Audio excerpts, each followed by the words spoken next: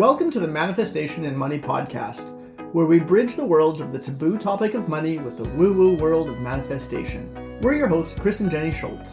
We're not just about dollars and cents around here. We're all about lifestyle design. You can be working towards financial independence while still living a life you love today. Get ready for insightful conversations with guests who have embraced the FIRE movement by achieving financial independence and retiring early, as well as entrepreneurs and individuals who defied the norm and have paved their own way to a life they love. Together, we'll explore the powerful connection between mindset, financial freedom, and living a purposeful life.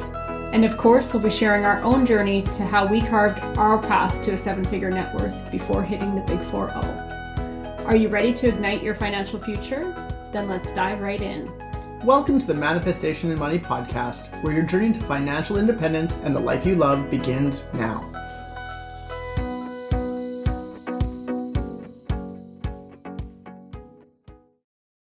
Hey, it's Jenni here, and today I have with me on the show my favorite sidekick, Chris. Hi, everybody. And I just wanted to give perhaps a little glimpse into our house about how the Schultzes sit down and do our family goal setting. Yeah, in January, but we usually have family check-ins throughout the months.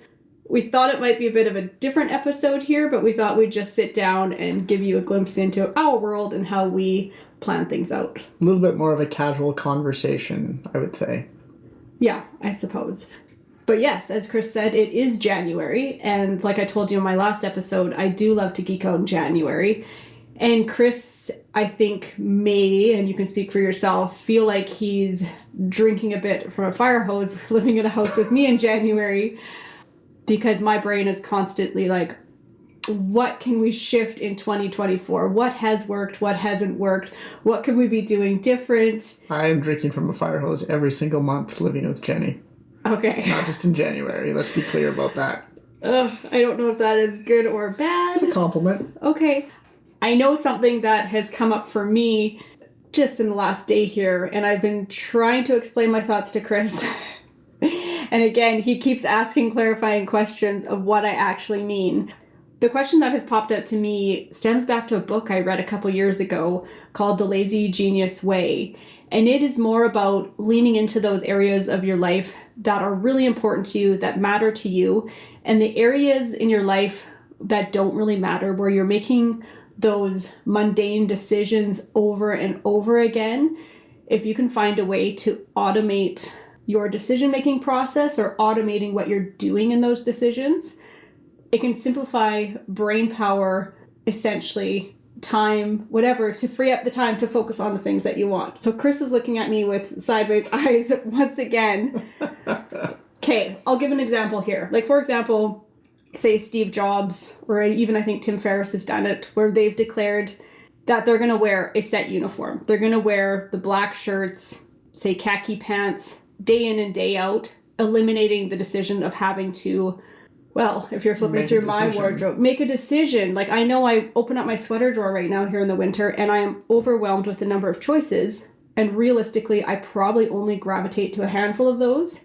So if I had a uniform per se, yes, it might be boring, but it also might make life easier. Jen laughed at me because I literally wear the same two.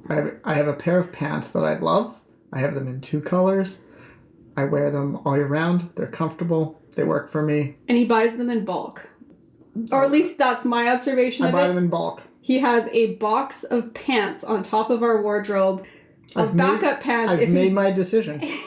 I go to put jeans on. I don't like them. I put on these pants every time. Exactly. So, and what, like, you don't have to make a decision now. That's right. Have a multitude of pants. Sometimes I put on a pair of yoga pants. I decide, I don't really like the way they fit today, so I'm changing into a different pair of pants. I'm just trying to think of the perspective in 2024, where can I simplify things? So maybe that's my wardrobe. I would love to simplify. Yes. Simplify is a big deal in our house. We have 2 kids. We bought a house. We spread out in it. And now we're in that place where we're trying to get rid of things that we don't need and simplify our lives to make them easier. And the whole decision and simplifying stuff can even be in the area of the kitchen and not even meal planning, just deciding. I remember we attempted this for a while last year and it worked okay, especially because we were in a pocket where our kids were really, well, picky? They are. were picky eaters. They are picky eaters, each in their own right. But just to say, like, simplify, we were doing meatballs. So spaghetti and meatball Mondays, Taco Tuesdays. I can't even remember some of the other ones. I think Friday was Fast Food Friday. Or Pizza Friday. Just to simplify those decisions, it made grocery shopping easier. I do think it made waste easier. It's one of those things, too, because there's a sense of sometimes that doing those things makes your life boring. But we are creatures of routine. If you can make routine easy, then routine becomes routine and it takes out the guesswork. You're taking the food out in the morning, it's thawing, it's doing whatever it needs to do, or it's been prepared, you're having that meal, you don't need to think about it. You can take those valuable calories that you use on making a decision and apply them somewhere else. Like making more decisions? Yeah, like making more decisions. And I don't even have a clear picture of what these decisions are going to be this year. I just want to plant the seed in my head, in your head, to look at the possibility of, oh, this is a task that we're doing over and over and over, having to make a decision on. What happens if we just had a canned answer decision? That's what we're going to do when we're in this situation every time this year. Yes. I think, too, that the way that Jen and I talked about this prior to the podcast was we each have found our groove in something that works. So an easy way of explaining this to the listener is we have a morning routine. I typically get up with our daughter. She's usually the first one up. I unload the dishwasher. I hang out with her. I make the kids breakfast as the other one wakes up. Jen rolls out of bed, makes herself, well, I make her a coffee so that she's awake. And then she makes the kids lunches. I hop in the shower. She gets the kids ready. And then we go about our day. So we've got this total routine down that works 6 days a week to get our lives up and running so that we can start our work day when I roll back in the door at 9 a.m. It's been an intentional thing that we've done to make our lives move faster in the morning, because then we have 5 precious hours before one of our kids rolls back in the door. We've got those 5 precious hours to work. Before we turn back into the mom and dad hats and the family hats and everything else. Yeah. So what can that look like then in your world moving forward into 2024? What decisions can you make to simplify your processes? And they can apply to family, they can apply to you, they can apply to work, they can apply to goals. What does that look like for you?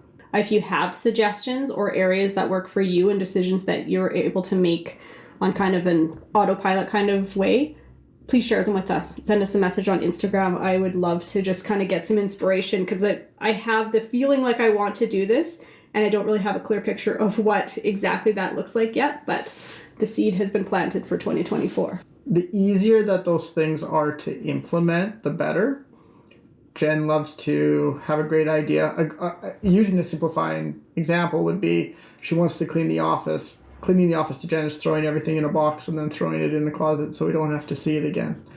Fact. So it's about making that process work for you. But if you've got great suggestions for us, we would love to hear them. Yeah.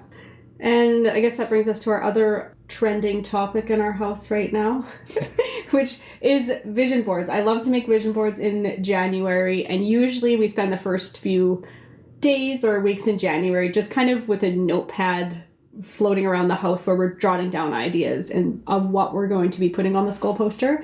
And I'll let you speak on what you commented to me, what you noticed about yours this year.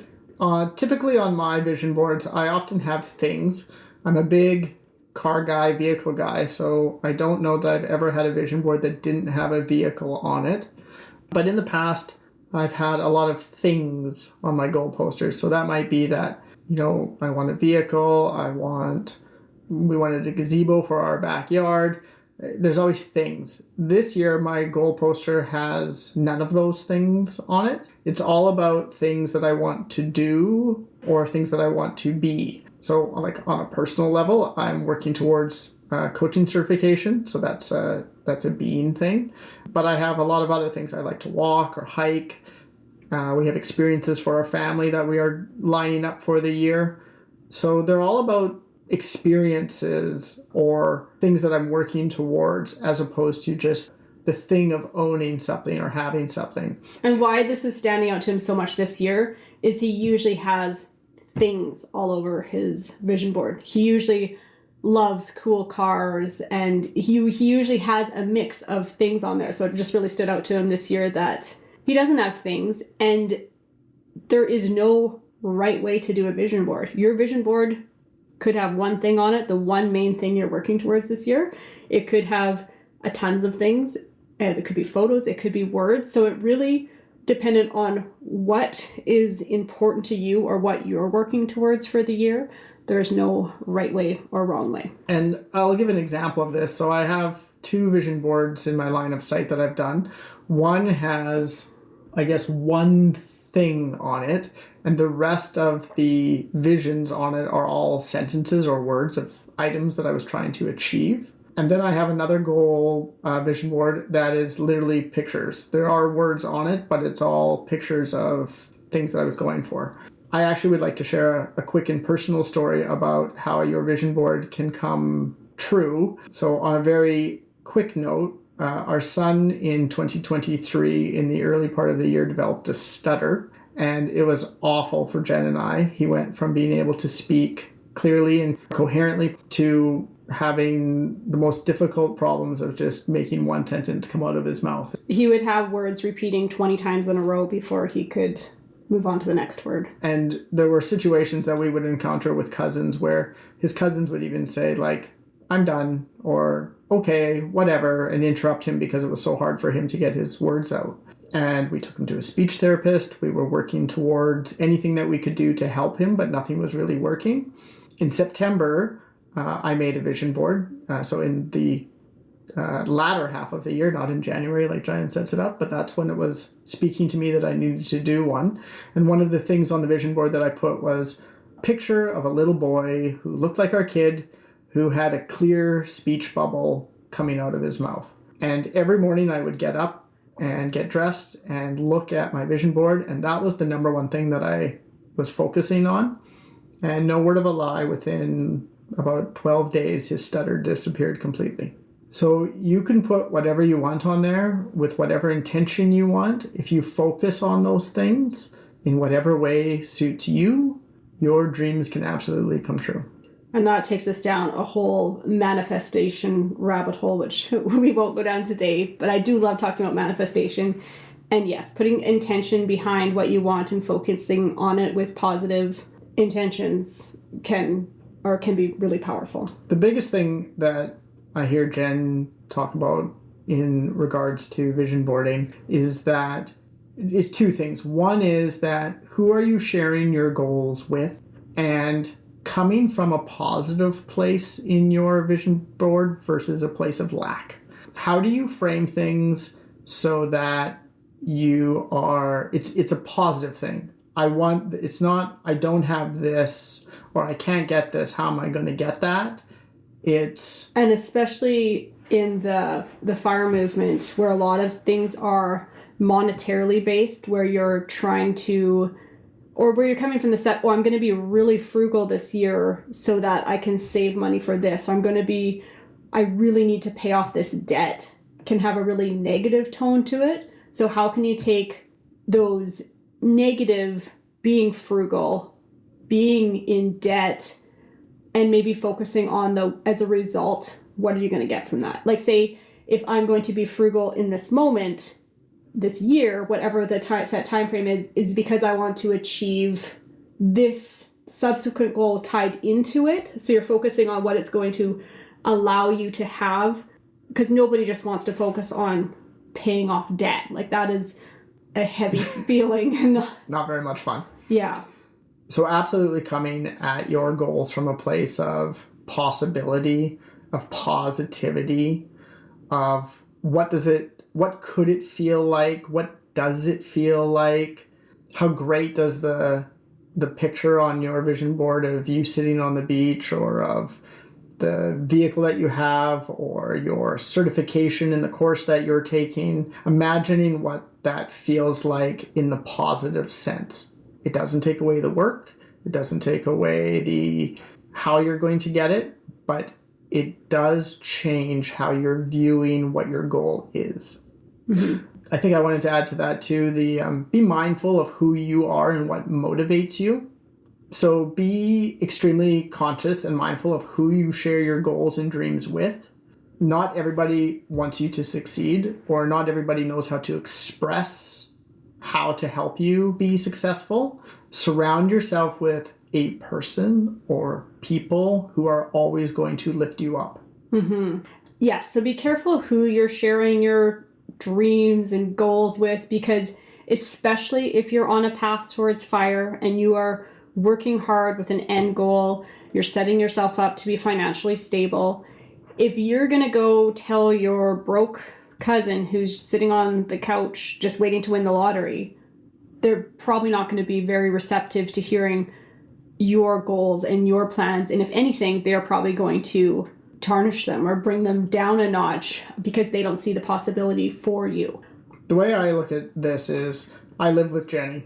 So Jen is always talking about, like, I'll say something to her or feel frustration in some place, and so she'll say to me, that has no effect on you. How you are reacting to that is about you. So how do you change that so that you're reacting in a positive way? I live with a person who is like that.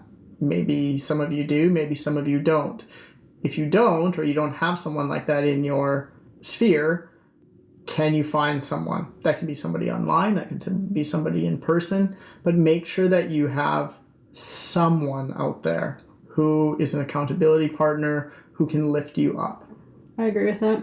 I wanted to add to this as well in that vein is I have a friend who, whenever I share what I'm planning, I can see struggles with the thought that thoughts become things. And even though they ask me directly how I've achieved success or how Jenny and I have accomplished something, when my answer is we dreamed it, visualized it, and it became a reality, I still see them fight that notion. So be very clear about what it is that you want, and the steps will start falling into place for you. And I can see it even with that person, that if they would take those steps, anything's possible for them, but you have to be able to take that step. Mm-hmm. There's actually a book. The onus is on you. Mm-hmm. There's a book, Thoughts Become Things. I think it's a Bob Proctor book. And like how the intention of coming up with the idea that you want in your head is the seed that you're planting for that thing. And from that intention and that vision in your head, you get to make decisions regarding that from that point. So if you don't have a clear picture of what you want, how are you even taking steps towards it? So the most important thing is getting clear about what you want. For me, in January, it's the form of a goal poster for the year. And then I can decide working towards it. If I have some cool adventure planned for the year that I'm going to need to put money towards, that is going to stop me from frivolous spending on random extra date dinners out when we can just have lunch at home. That's right. One thing actually that I wanted to add as well was Jen and I, prior to the recording here, we were talking about if you are making your vision board and you're doing this with a partner, whether that's a spousal partner or whomever that is, have a conversation about your vision boards and how they align or how they don't align. So the example that we used was maybe you want to sit on a beach in February in the coldest part of the year, and maybe your partner wants to sit on the beach for 6 months all the way through the year. Who's taking care of the house? Who's taking care of the kids? What's happening in that situation? So if there are bits of your goal posters, vision boards that don't align with your partner, you need to have a conversation with that. And it doesn't mean that one person gets what they want and the other person doesn't. How can you work towards those goals? That's no different than the journey that you're on in the FIRE movement. If you sat down with a partner and you're having the conversation about what your FIRE looks like, that vision board should do much of the same. Yes, at least have a similar type end goal to it. End goal.